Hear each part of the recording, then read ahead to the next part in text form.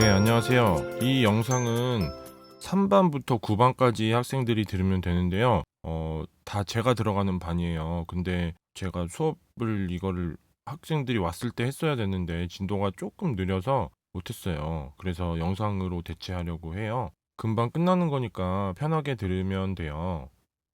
그래서 주제는 태양 에너지고요. 태양 에너지의 생성과 전환이죠. 근데 생성만 할 거예요. 전환은 너무 쉬워서 지금까지 했던 내용들 막 다 요약해 놓은 거예요. 그래서 그거는 혼자 읽어보시고요. 먼저 태양 에너지부터 볼게요. 대부분 알고 있는 내용일 텐데 한 번 더 보는 거예요. 그래서 처음에 지구에서 사용하는 에너지는 대부분 태양에서 나옴. 다들 알고 있죠? 앞에서 엄청 얘기했던 거죠, 이거.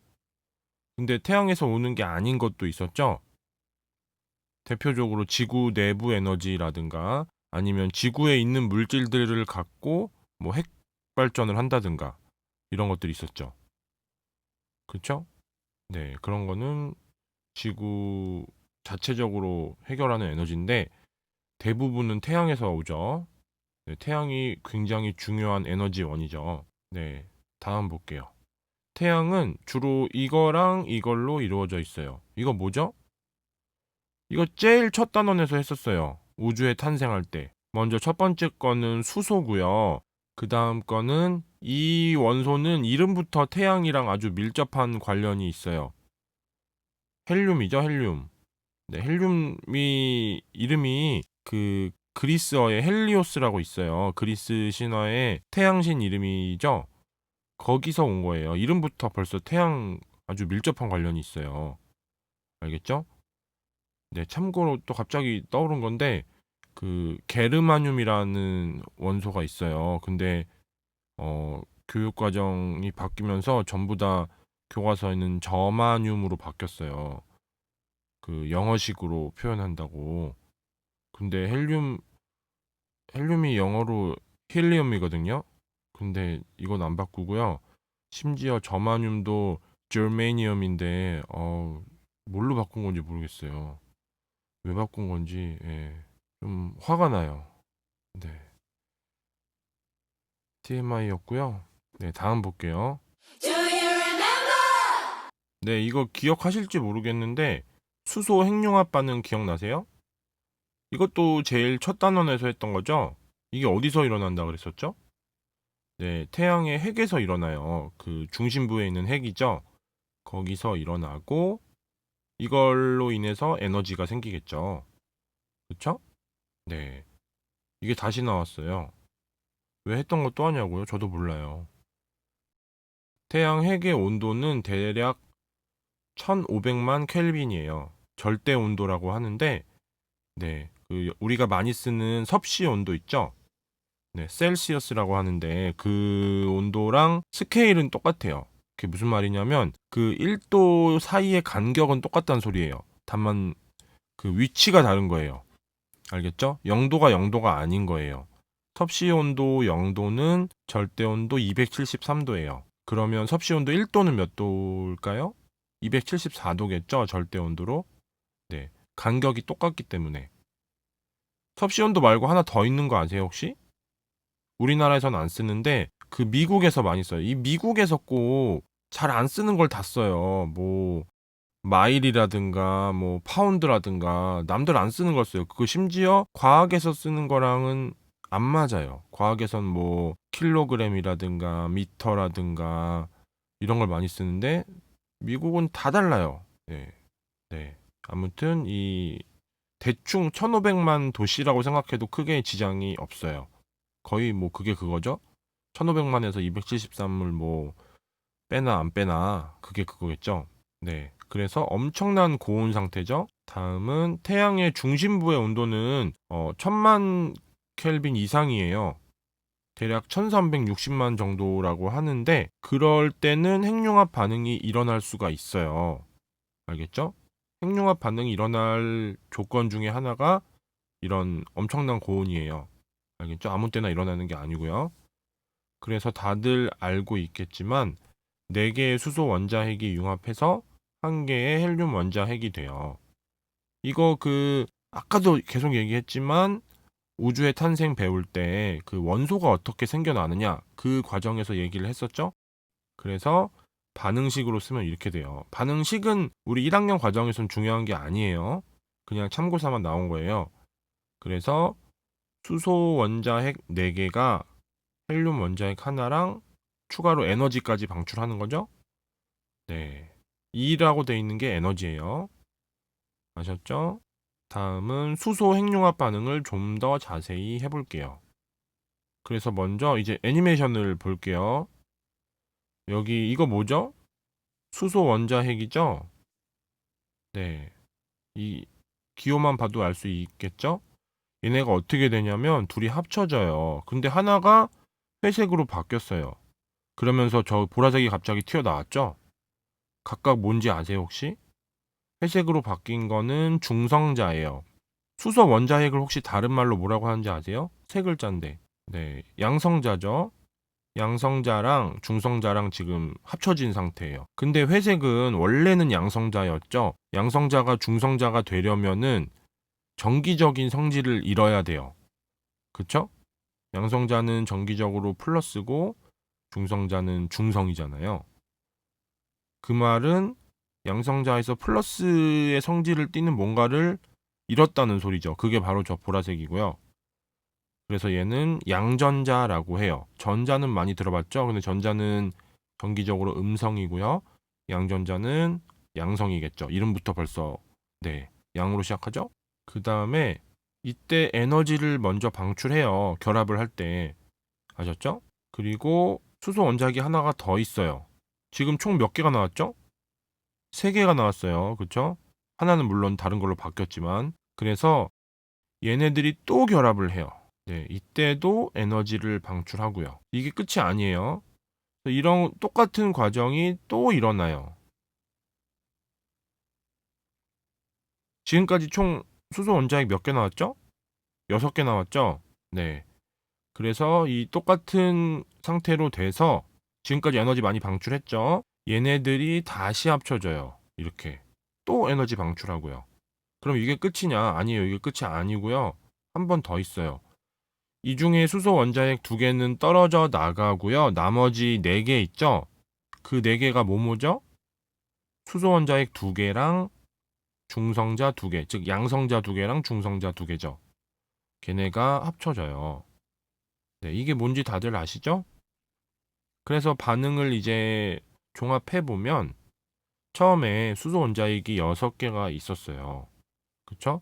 얘네가 여러 가지 과정을 거쳐서 헬륨 원자핵 하나랑 수소 원자핵 2개로 되는 거죠. 그쵸? 물론 양전자도 저기 있죠? 구석에 있죠. 그래서 정리하면은 6개의 수소 원자핵이 반응에 관여해서 헬륨 원자핵 하나랑 수소 원자핵 2개가 발생한다. 그 다음에 이런 거를 뭐라 그러죠? 수소 핵융합 반응이라 그랬죠? 핵융합이라는 게 뭐냐면 이름 그대로예요. 가벼운 원자핵이 뭉쳐서 무거운 원자핵을 형성하는 현상이에요. 다음 넘어갈게요. 다음은 질량과 에너지에 대한 거예요. 먼저 우리 핵융합 반응에서 에너지가 발생했죠, 지금. 그쵸? 중간중간에 계속 에너지가 나왔어요. 근데 그냥 에너지가 아니고 엄청 큰 에너지예요, 저게. 근데 그렇게 큰 에너지가 왜 발생을 할까? 왜 이렇게 클까? 이 얘기죠? 네. 왜 발생하느냐? 근데 왜 크냐? 둘 다 얘기를 해야겠죠? 그래서 또 이제 애니메이션을 볼게요. 궁금해하는 표정이네요. 이게 저울이에요. 이거 다 그렸어요. 저울인데 여기다가 뭐를 할 거냐면 이거 뭐죠? 방금 했던 건데 헬륨 원자핵이죠. 얘 질량은 4.001호 U예요. 갑자기 처음 보는 게 나왔죠? U라는 거. 이거는 원자 질량 단위라는 건데 우리 원자핵이라든가 아니면 중성자 이런 게 거의 질량이 1U예요. 정확히 1은 아니에요. 그럼 어떻게 이게 결정이 되느냐 하면은 탄소 있죠, 탄소. 네, 탄소는 혹시 원자 번호 몇 번이죠? 네, 6번이에요, 탄소는. 근데 탄소에 혹시 핵자수라고 아세요? 핵자수? 네, 핵자수는 12예요. 그래서 탄소의 질량을 12U라고 정의해서 다른 것들을 이제 표현하는 거죠. 네, 별로 중요한 거 아니니까 그냥 이런 게 있나 보다라고 하면 돼요. 그냥 하나의 단위예요. 알았죠? 그래서 왼쪽에는 헬륨 원자핵이 있고 얘의 질량은 4.0015U다. 그 오른쪽엔 뭐가 있냐? 먼저 이 빨간 게 수소 원자핵이에요. 즉 양성자죠. 얘는 질량이 하나에 1.0073U예요. 거의 1이죠, 사실. 근데 저 미세한 숫자가 굉장히 중요한 거예요, 여기서. 양성자가 두 개가 있고요. 그 다음에 얘는 중성자였죠? 중성자 두 개. 근데 질량이 얼마냐면 1.0087U예요. 되셨어요? 네, 얘네들을 한번 무게를 비교해 볼게요. 혹시라도 착각할까봐 얘기하는 건데 실제로 이렇게 원자핵을 저울에다가 막 놓을 수 없죠. 네, 그냥 이거는 재미로 이렇게 하는 거예요. 네, 그래서 올려 놓으면은 얘네가 어디로 기울까요? 누가 더 무거울까요? 숫자 딱 보세요. 헬륨 원자핵은 저 소수점 아래가 굉장히 숫자가 작아요. 0.001호밖에 안 돼요. 근데 양성자 하나만 해도 벌써 저거보다 크죠. 소수점 아래가. 우리 대충은 사실 알 수 있겠죠? 그래서 계산을 실제로 해보면 2 곱하기 1.0073U 더하기 2 곱하기 1.0087U 하면은 네, 4.0320U가 돼요. 이거는 왼쪽에 있는 4.001호보다 크죠? 그러니까 저울은 이렇게 오른쪽으로 기울겠죠. 이거 다 만들었어요, 애니메이션으로. 그렇고요. 그래서 반응 전이랑 반응 후의 질량이 달라졌어요. 우리 지금 얘기했던 게 저기 수소 원자핵 4개가 헬륨 원자핵이 되는 거였잖아요. 정확히 말하면 6개가 반응에 관여해서 헬륨 원자핵 하나랑 수소 원자핵 2개가 되는 거였는데 어쨌든 그 4개 4개만 비교를 하면은 질량이 다르다는 소리예요. 그쵸? 왜 다를까요, 이거? 질량 보존 법칙 기억나세요? 중학교 때 배웠던 건데 반응 전이랑 반응 후의 질량이 똑같아야 돼요. 그래서 반응 전에는 질량이 4.0320이었고 그 다음에 반응 후에는 0.015. 그래서 질량이 감소한 거죠, 이거는. 그럼 질량 보존 법칙이 성립을 안 하느냐, 이 상황에서. 어떻게 해야 되는 거죠? 그 다음에 우리가 또 생각을 안 한 게 있는데, 그 다음에 우리가 생각을 또 해야 될 게 있는데, 반응을 하면서 뭐가 계속 나왔죠? 에너지가 계속 나왔어요. 에너지도 달라진 거예요. 걔네가 어디서 온 거예요? 생각해보면 뭐, 온 데가 없어요. 그냥 갑자기 생겨난 거예요, 반응하면서.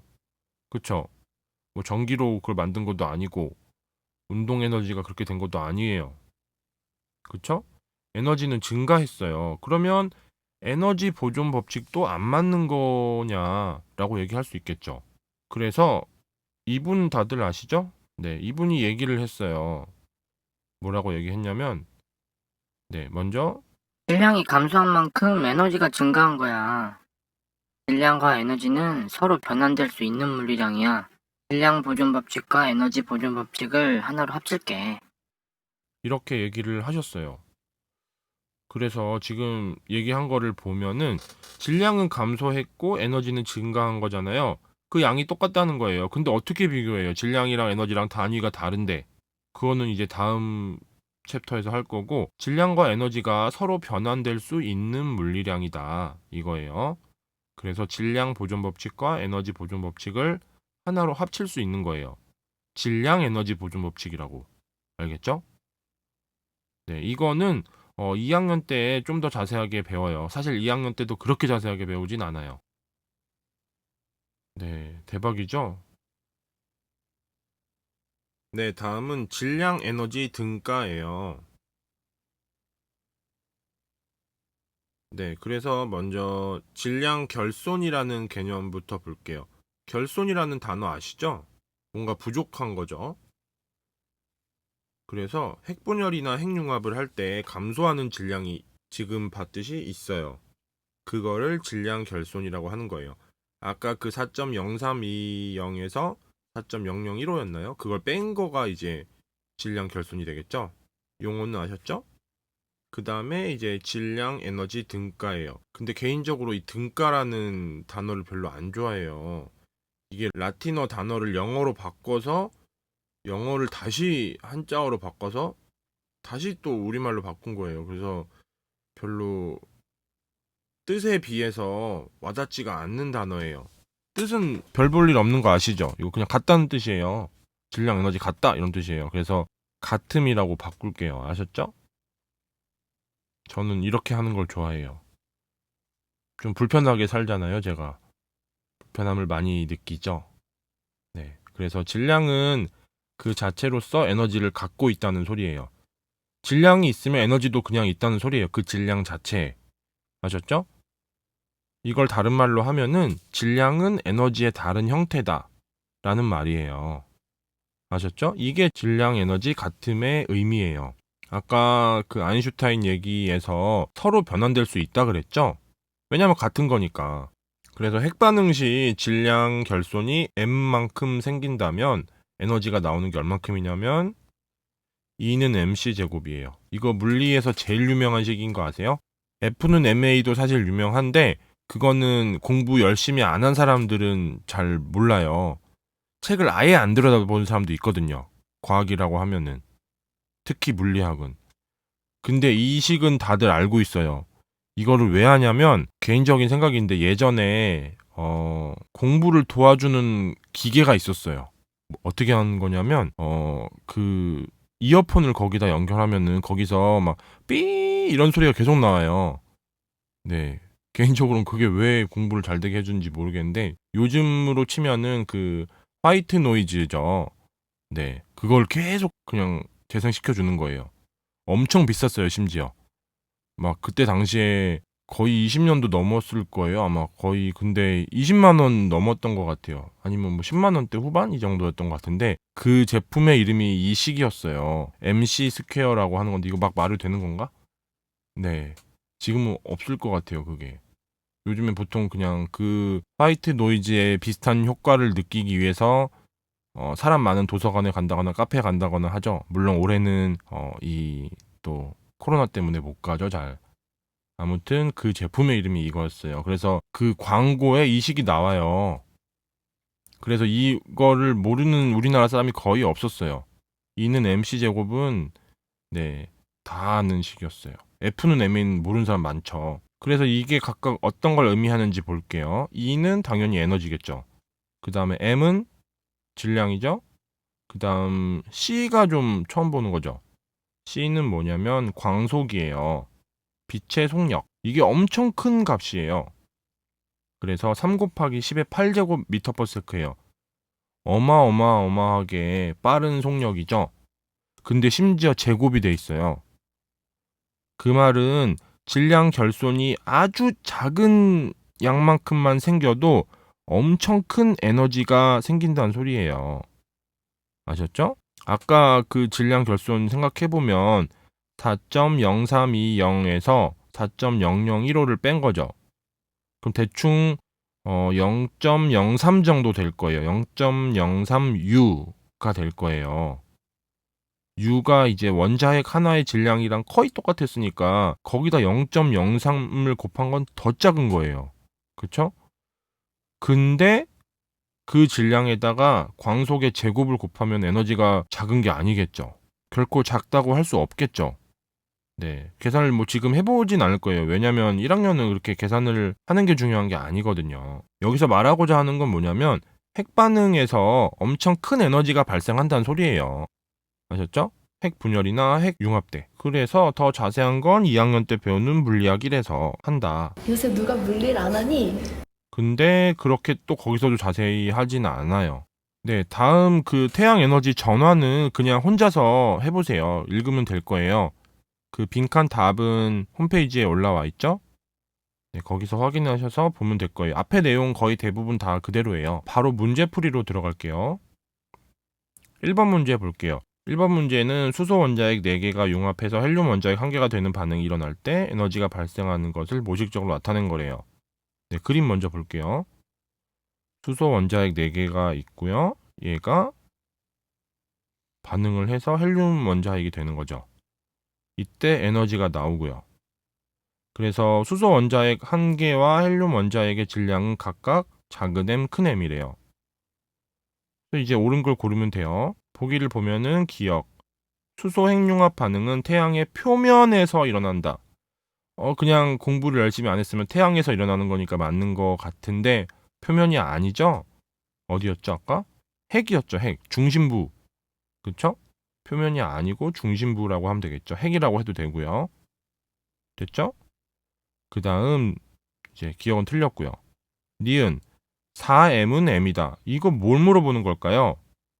반응 전이랑 반응 후랑 질량이 같다고 지금 니은은 얘기하는 거죠? 근데 어떻죠? 요걸 볼게요. 에너지가 지금 반응할 때 나왔죠?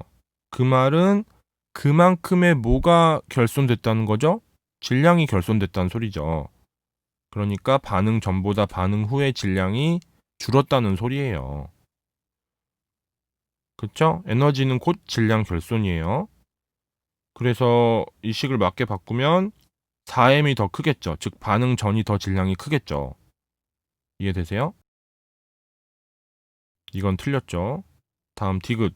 디귿 당연히 맞겠네요. 근데 이렇게 풀면 안 돼요, 문제. 진짜 확인해야 돼요. 아셨죠? 태양에서 발생한 에너지의 일부는 복사 에너지의 형태로 지구에 전달된다. 네, 복사 뭔지 아세요? 그 종이 복사하는 그 복사 아니고요. 우선 에너지가 전달되는 방법이 크게 3가지가 있는 거 아세요? 뭐죠? 먼저 대류가 있어요. 대류는 보통 공기라든가 물을 통해서 이렇게 순환이 되는 거죠. 그렇죠? 근데 태양이랑 지구 사이에 그런 게 있어요? 아니죠? 없죠. 네, 순환해서 전달되는 거 아니죠? 그 다음에 전도가 있어요. 전도. 그 종교 전도하는 그 전도 아니에요. 근데 약간 생각해보니까 뜻은 비슷한 것 같네. 뭔가 이렇게, 예. 네, 아무튼 쓸데없는 소리였고요. 전도는 닿아야 돼요. 우리 뜨거운 거 만지면 손 엄청 확 놀라서 손 떼죠? 그 다음에 우리 냄비로 물을 끓일 때도 사실은 전도를 이용하는 거예요. 물을 바로 끓이지 않죠? 물이 다 흘러가 버리잖아요. 물을 이제 고정시켜주는 용도로 냄비를 사용하는데 냄비를 가열해서 냄비의 열이 물로 전달되는 거죠? 그게 전도죠. 그렇죠? 네. 근데 태양이랑 지구가 닿아 있나요? 아니죠. 엄청 멀고 닿아 있지 않아요. 그러면 어떻게 전달되느냐 하면은 복사 에너지로 전달되는 거예요. 전자기파의 형태로 전달이 되는 거예요. 아셨죠? 즉 빛으로 전달된다는 소리예요. 그래서 디귿이 맞죠? 다음 2번 문제. 그림은 풍력 에너지와 태양 에너지를 동시에 이용할 수 있는 발전 장치가 설치된 가로등을 나타내는 것이다. 옳은 걸 고르면 되겠죠? 그림 볼게요. 또 쓸데없이 고퀄이 나왔어요. 제가 노력해서 그렸어요. 와우, 대박이죠? 이거 그리고 진짜 현타 시게 왔어요. 이건 진짜 아까 그거보다 더 세게 왔어요, 이거. 네, 이거 왜 그리고 있지? 했는데 또 그리니까 만족스러웠어요. 디테일이 살아있어요, 이게. 저 그 날개 그리면서 저게 꼭 돈가스 칼로 보이더라고요. 그래서 갑자기 돈가스가 막 먹고 싶어져서 오늘 심지어 돈가스를 먹었어요. 막 TMI를 쏟아붓고 있는데 그래서 요거는 풍력 발전기고 요거는 태양 전지죠. 네, 보기 볼게요. 기억, 풍력 발전기는 발전 과정에서 이산화탄소가 발생하지 않는다. 맞는 말이죠. 왜냐면 얘 그 화석 연료 같은 거를 막 연소시키지 않죠? 이산화탄소 당연히 안 나오고요. 그 다음 니은 맑은 날 태양전지는 밤보다 낮에 더 많은 전기 에너지를 생산한다. 당연히 태양전지니까 해가 떠 있어야겠죠. 그쵸? 니은은 맞는 말이고요. 다음 디귿 볼게요. 풍력 에너지와 태양 에너지는 모두 자원 고갈에 염려가 없다. 그쵸? 태양 없어지나요? 없어지긴 할 거예요. 엄청 오랜 시간이 흐르면. 근데 거의 우리가 인류가 멸망하기 전까지는 당연히 있을 거예요. 그에 따라서 바람도 불 거고요. 그래서 디귿도 맞는 말이에요. 됐죠? 다음 3번 문제 볼게요. 3번 문제는 바다에서 풍력과 파력을 동시에 이용할 수 있는 미래의 발전 방식이래요. 이걸 풍파력 발전이라고 해요. 네. 위쪽에는 그 풍력 발전이고 아래쪽에는 파력 발전이에요. 그래서 맞는 걸 고르면 되겠죠. 보기 볼게요. 기억. 바람과 파도의 에너지를 이용하는 발전 방식이다. 당연히 이름만 봐도 알 수 있는 거죠? 너무 쉽네요. 기억 맞고요. 니은. 발전 과정에서 대기 오염 물질을 거의 방출하지 않는다. 마찬가지죠. 얘도 뭐 태우고 그러는 거 아니죠. 니은 맞고요. 디귿. 풍력만을 이용하는 경우보다 많은 전기 에너지를 생산할 수 있다. 디귿 맞죠? 이거 거의 이번 수능 그 한국사 마지막 문제였나요? 거의 그 급의 난이도죠? 네. 물론 시험에는 이렇게 나오려나 모르겠네요. 아무튼 그렇고요. 4번. 이거는 그림이 두 개가 있는데 한번 볼게요. 가는 태양광 발전 방식이고요. 다들 아는 그림이죠? 나는 우리나라의 연평균 1일 일사량 분포예요. 그래서 지도를 보면은 그 짙은 색일수록 1일 일사량이 더 많은 거죠. 지금 B 지역이랑 A 지역이 나와 있는데 뭐 이따가 물어보는 걸 확인해 볼게요. 보기를 보면은 기억. 네, 이거 문제를 깜빡하고 안 넣었네요. 그 이에 대한 설명으로 옳은 것만을 모두 골라야 되는데 그냥 해주세요. 기억. 가에서 빛 에너지가 전기 에너지로 전환된다. 맞죠? 이게 바로 태양광 발전의 그 특이한 점이죠. 다른 거는 대부분 운동 에너지가 전기 에너지로 바뀌는데 태양광 발전은 그게 아니었죠. 네, 기억은 맞는 말이고 니은. 가의 발전량은 하루 종일 일정하다. 말이 안 되죠? 햇빛이 하루 종일 다 일정하지가 않잖아요. 당연히 아니죠. 다음 디귿. 1년 동안의 태양광 발전 가능량은 A보다 B에서 많다. A랑 B의 일사량을 비교하면 되겠죠? B가 A보다 좀 더 색깔이 진해요. 그 말은 일사량이 더 크단 소리예요. 평균 일사량이. 그러면은 당연히 1년 동안의 일사량도 크겠죠? 따라서 발전 가능량도 더 많아지는 거고요. 그래서 디귿은 맞는 거죠. 어렵지 않죠? 5번 문제. 그림이 3개가 나와 있어요. 먼저 가는 지진 그림이고 나는 밀물과 썰물, 다는 기상현상. 이거 뭐죠? 이거 아닌 것 같아요. 네, 바꿀게요. 이것도 그냥 옳은 걸 고르면 될 거예요. 네, 보기 보면은 기억, 가의 에너지원은 태양 복사 에너지다. 지진은 왜 일어나죠? 지구 내부 에너지 때문에 일어나는 거죠? 네, 태양 복사 에너지가 아니고 지구 내부 에너지죠. 기억 틀렸고, 니은, 나의 에너지원은 조력 발전에 이용된다. 네, 너무 쉽죠? 네, 뭐 이건 뭐 설명할 게 없죠? 니은 맞고요. 디귿, 지구 시스템의 에너지원 중 가장 많은 양을 차지하는 것은 다의 에너지원이다. 다의 에너지원 뭐죠? 기상현상 왜 일어나죠? 태양 에너지 때문에 일어나는 거죠? 네. 다의 에너지원이 바로 태양 에너지예요. 이게 지구 시스템의 에너지원 중 가장 많은 양을 차지하죠. 네, 디귿 맞죠? 토르 그 망치 에너지 아니에요. 6번 문제 볼게요. 이번엔 그림이 2개가 나와 있네요. 가는 조류 발전이라는 거고 나는 풍력 발전인데 조류 발전 처음 나오죠? 이름만 보면은 뭔가 조력 발전이랑 비슷한데 약간 달라요. 조력 발전은 기본적으로 댐을 건설해서 물을 가둬뒀다가 한 번에 확 흘리는 건데 조류 발전은 그냥 자연스럽게 물이 흘러가는 거를 이용하는 거예요. 그게 차이가 있는 거예요. 그래서 이왕이면 물이 좀 물살이 센 데다가 짓는 게 좋겠죠? 그렇죠? 뭐 다만 조력 발전처럼 큰 시설을 지을 필요는 없겠죠. 댐 같은 거를. 네. 그래서 보기 확인해 볼게요. 보기 기억부터 보면은 가의 근원 에너지는 태양 복사 에너지다. 여기서 태양 복사 에너지를 쓰는 것 같아요. 어떻죠? 태양 복사 에너지가 아니고 뭐죠? 네, 해양 에너지라는 거예요. 말 그대로 바다의 에너지예요. 그다음 이제 요건 틀렸고요. 니은 볼게요. 가는 나보다 날씨에 따른 발전량 변화가 크다. 날씨에 따라 발전량 변화 큰 거는 바람을 이용하는 풍력 발전이겠죠. 조류 발전은 물만 잘 흐르면 돼요. 그래서 변화가 작다라고 해야 맞겠죠. 됐나요? 네, 다음 디귿. 가와 나는 모두 발전 과정에서 운동 에너지를 전기 에너지로 전환한다. 맞죠? 둘 다 뭐 돌리는 거잖아요. 즉 전자기 유도를 이용하는 거죠. 디귿 맞고요. 네, 벌써 끝났어요. 문제가 별로 안 어려웠죠? 네, 그래서 시험 공부 전에 그 영상들 한번 복습할 거 있으면 꼭 하세요. 네, 제가 그냥 쓸데없이 얘기한 게 아니고 틈틈이 이렇게 힌트를 많이 넣어놨어요. 그런 걸 잘 캐치할 수 있어야 돼요. 아셨죠? 수고하셨습니다.